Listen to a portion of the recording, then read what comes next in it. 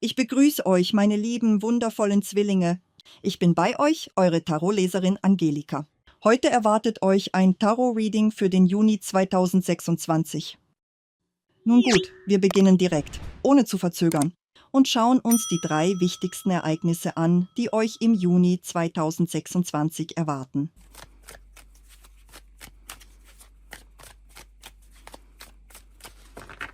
Also, das erste wichtige Ereignis. Das zweite und das dritte wichtige Ereignis für euch. Danach schauen wir, was euch im beruflichen Bereich erwartet. Dazu zählen auch euer Business und die Monetarisierung eures Wissens. Also, was erwartet euch im beruflichen Bereich? Außerdem schauen wir, wie eure Einnahmen im Juni 2026 sein werden. Und ebenso, was euch im persönlichen Leben im Juni erwartet.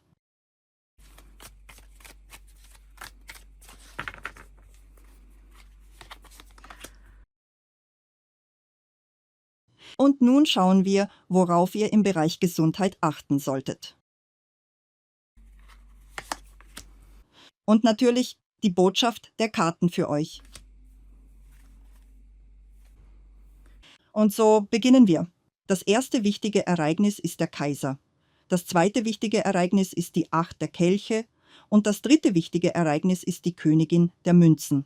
Ich möchte euch sagen, dass der Juni für euch wirklich kraftvolle, tiefgehende Ereignisse bringt, denn zunächst beginnt für euch ein neuer Prozess. Es öffnet sich ein neuer solarer Zyklus, ein neues persönliches Jahr, und laut der 8 der Kelche werdet ihr euer Leben vollständig neu bewerten. Ihr schaut ehrlich hin, tiefer als sonst. Und aus diesem inneren Punkt heraus entstehen neue Ziele, neue Aufgaben, ein neuer innerer Kurs. Diese Ziele werdet ihr erreichen, in der Energie des Kaisers, ruhig, klar, strukturiert. Ihr spürt in euch eine wachsende Disziplin, eine innere Stabilität. Ihr nutzt euer Wissen, eure Erfahrung, euren Einfluss und vielleicht auch eure Möglichkeiten ganz bewusst. Und dabei bleibt euer Blick auf größere Ergebnisse gerichtet, auf das, was wirklich Bedeutung hat.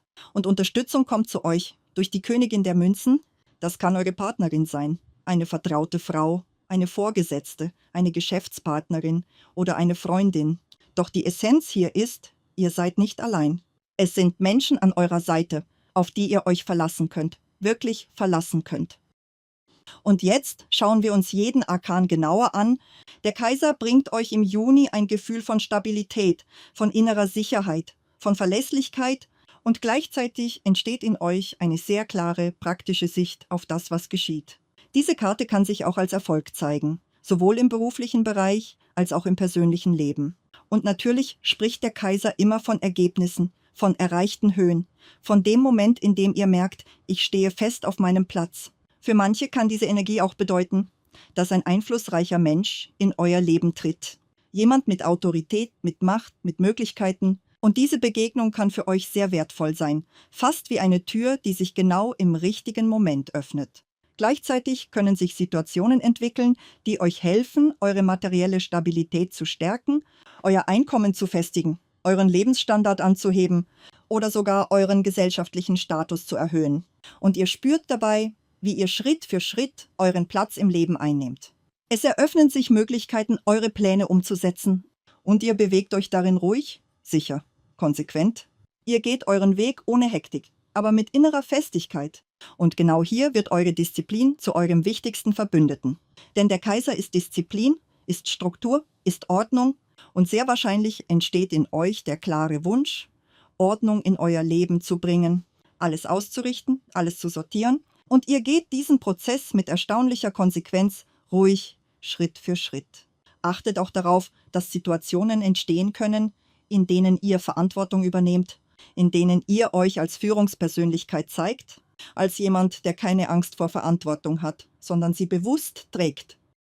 Und all das hilft euch, realistisch zu bleiben, klar zu sehen und gleichzeitig sehr praktisch zu handeln, während sich eure innere Willenskraft immer deutlicher zeigt, immer stabiler wird.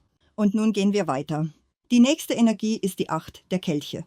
Die 8 der Kelche zeigt, dass sich eure Prioritäten im Juni verändern werden, und zwar spürbar, tief, nicht oberflächlich. Ihr beginnt klar zu erkennen, was in eurem Leben keine Bedeutung mehr hat und wohin euch eure neue innere Ausrichtung wirklich zieht. Diese Karte spricht immer davon, dass ein Mensch freiwillig oder durch die Umstände seine Prioritäten verändert und den inneren Vektor seines Lebens in eine neue Richtung lenkt.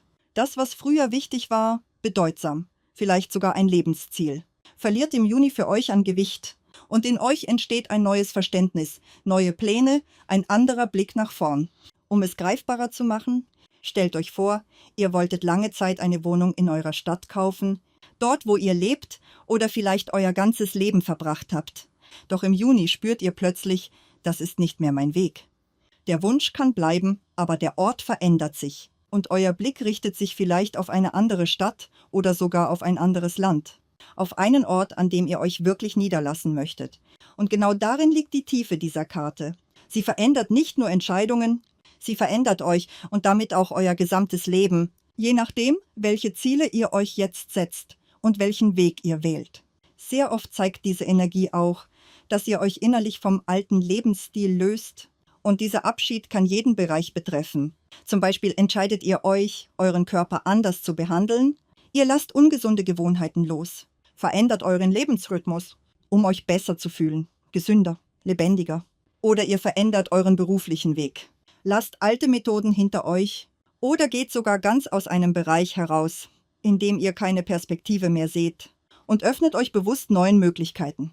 Manchmal zeigt sich diese Karte auch ganz konkret als Bewegung, als Reisen.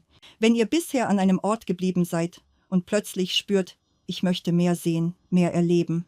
Und dieser Impuls kann euch weit tragen, über Jahre hinweg, von Ort zu Ort, auf der Suche nach euch selbst, nach eurem Platz, nach eurem Gefühl von hier bin ich richtig. Und genau dieser Moment, in dem ihr erkennt, dass ihr das wollt, entsteht im Juni.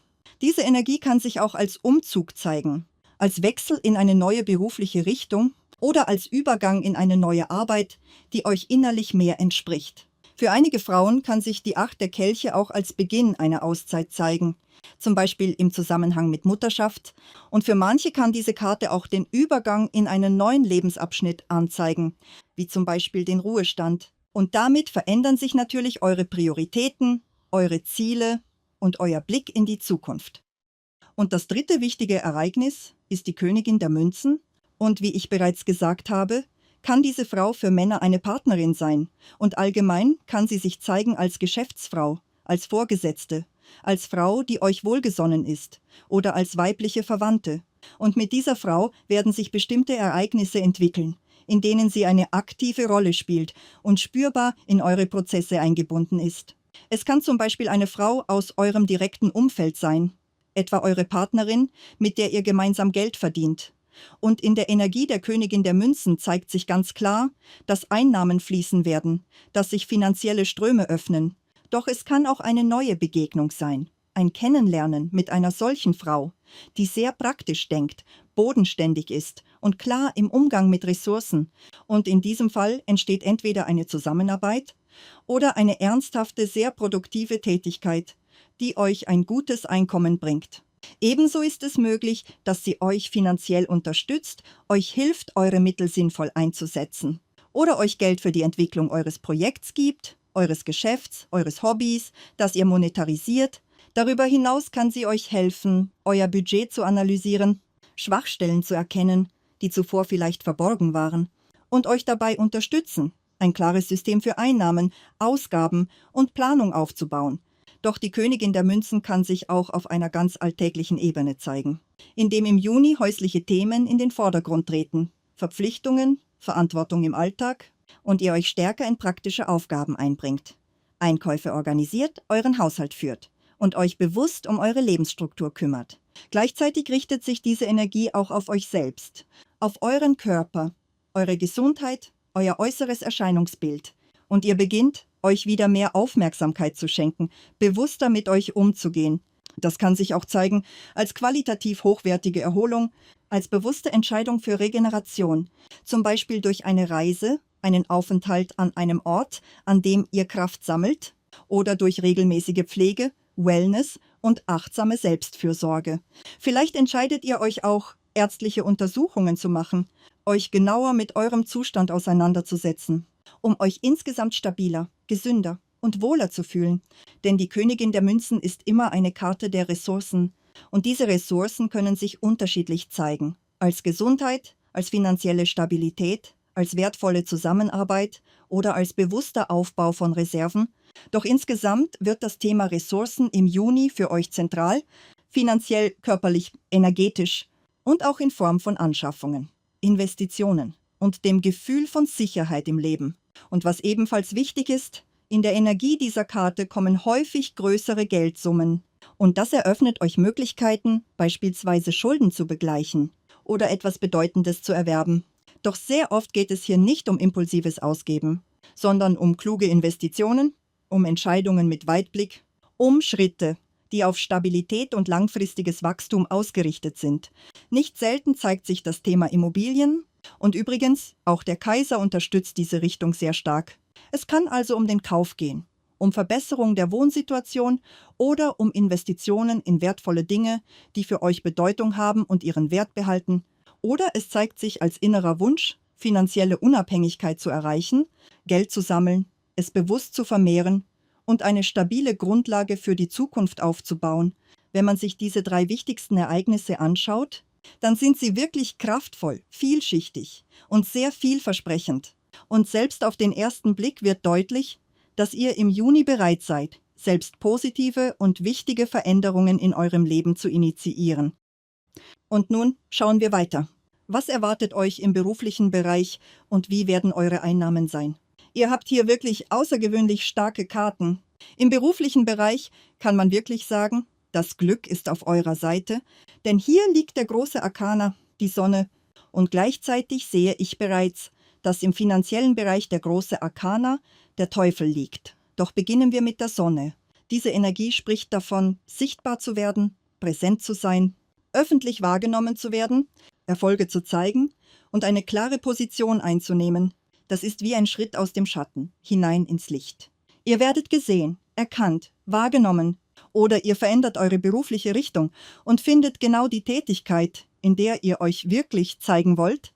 Und selbst wenn ihr nichts radikal verändert, so deutet diese Energie dennoch darauf hin, dass sich im beruflichen Bereich etwas bewegt. Für viele wird es sich zeigen, als Wechsel der Arbeit, als Übergang in eine neue Position oder sogar als Beförderung, als Schritt in mehr Verantwortung. Doch unabhängig davon bringt die Sonne eine Tätigkeit, die euch Kraft gibt, die euch inspiriert und die ihr mit echtem Enthusiasmus ausführt. Ihr spürt Freude an dem, was ihr tut. Und das ist eine sehr lebendige, erfüllende Energie, in der ihr euch wirklich wohlfühlt. Mehr noch, in dieser Energie werdet ihr als Autorität wahrgenommen. Und mit dem Kaiser in der Nähe verstärkt sich das noch. Ihr werdet gesehen als einflussreiche Persönlichkeit, als Profi. Ihr müsst nichts mehr beweisen. Im Gegenteil, man erkennt euch als jemanden, der eine bestimmte Position verdient oder als Experten auf eurem Gebiet, zu dem man sich wendet.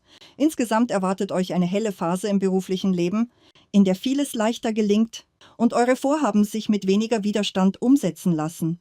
Diese Karte spricht von Erfolg, von Anerkennung, von sichtbaren Ergebnissen, von Belohnungen, Beförderungen und es gibt hier mehrere Hinweise darauf, dass sich das sehr positiv auf eure Einnahmen auswirken wird. Darüber hinaus habt ihr die Möglichkeit, euch als Führungspersönlichkeit zu zeigen, in einer Tätigkeit, die euch wirklich entspricht, in der ihr euch kreativ ausdrücken könnt. Und es fühlt sich an, als würdet ihr euren Platz unter der Sonne finden, als würdet ihr zu einem strahlenden, anerkannten Spezialisten in eurem Bereich werden. Und dass sich das genauso entwickeln kann, zeigt sich auch ganz klar in euren Einnahmen. Denn mit dem Arkana des Teufels erwarten euch große finanzielle Ströme.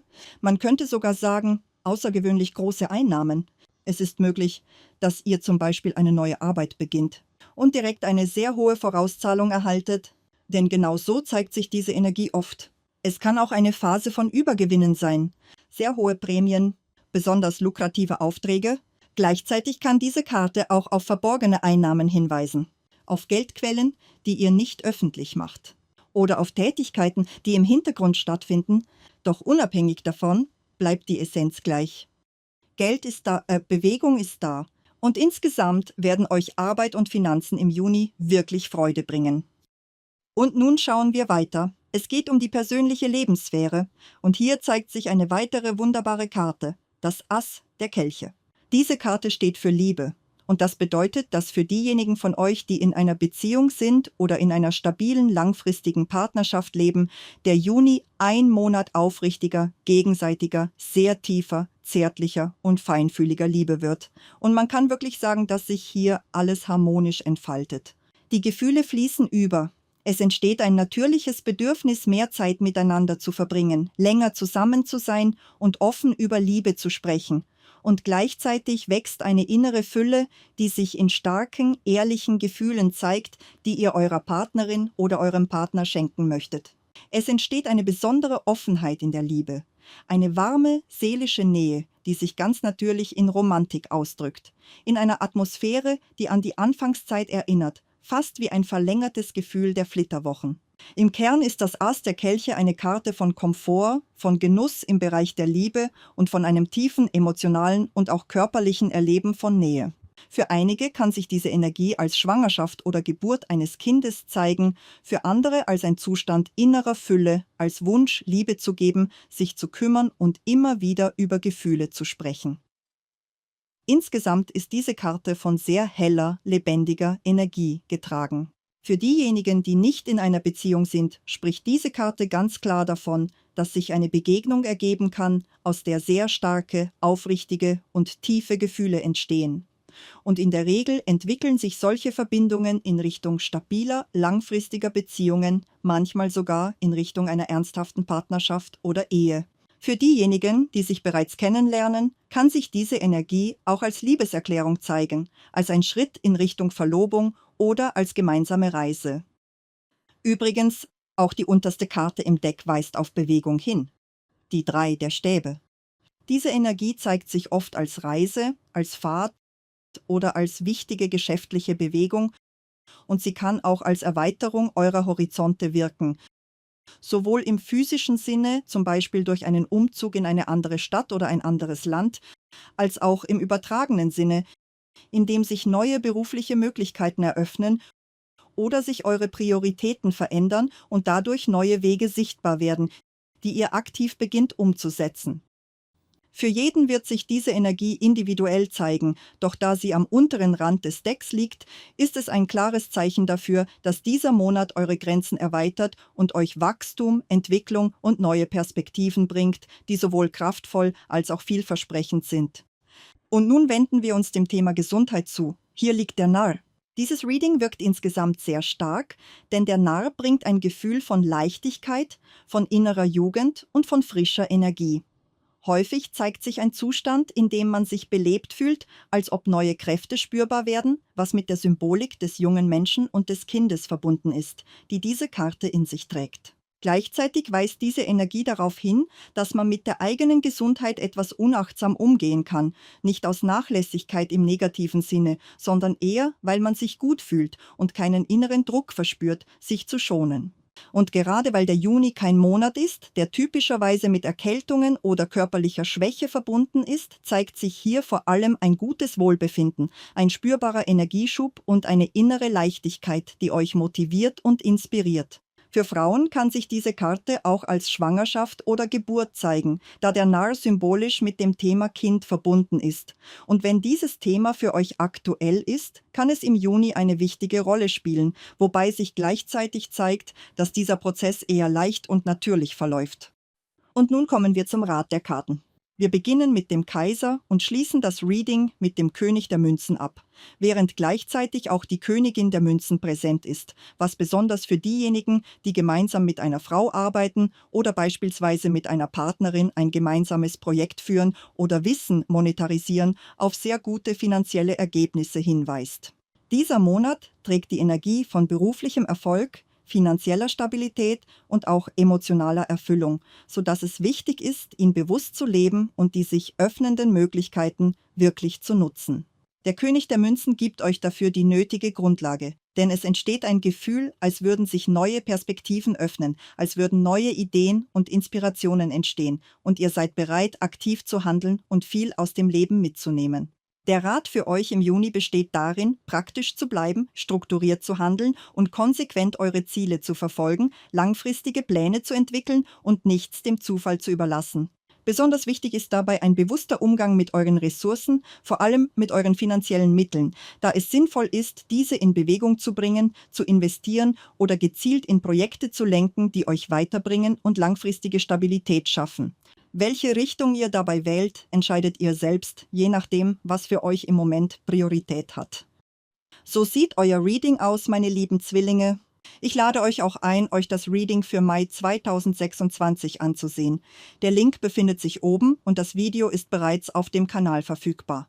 Wie ihr wisst, veröffentliche ich meine Prognosen immer zu Beginn eines Monats für den darauffolgenden Monat, damit ihr genügend Zeit habt, euch vorzubereiten, zu planen und mögliche Fehler zu vermeiden. Ihr habt also die Möglichkeit, euch bewusst auf die kommende Zeit einzustellen. Und wenn ihr dieses Video noch nicht gesehen habt, schaut es euch gerne an. Ich freue mich, wenn es euch hilfreich ist. Wenn ihr eine persönliche Beratung benötigt und eure Situation detailliert analysieren möchtet, könnt ihr ein persönliches Reading per E-Mail bestellen. Die Adresse findet ihr in der Beschreibung unter diesem Video. Wenn ihr eine wichtige oder komplexe Situation klären möchtet, meldet euch gerne. Ich unterstütze euch dabei. Ich danke euch allen fürs Zuschauen. Abonniert den Kanal Tarot und Leben. Ich freue mich sehr, euch dort zu sehen. Und wir sehen uns morgen wieder, wie immer auf dem Kanal Tarot und Leben. Mit Liebe und Hoffnung im Herzen, für das Gute und für Frieden. Eure Tarotleserin Angelika. Ich umarme euch. Bis bald.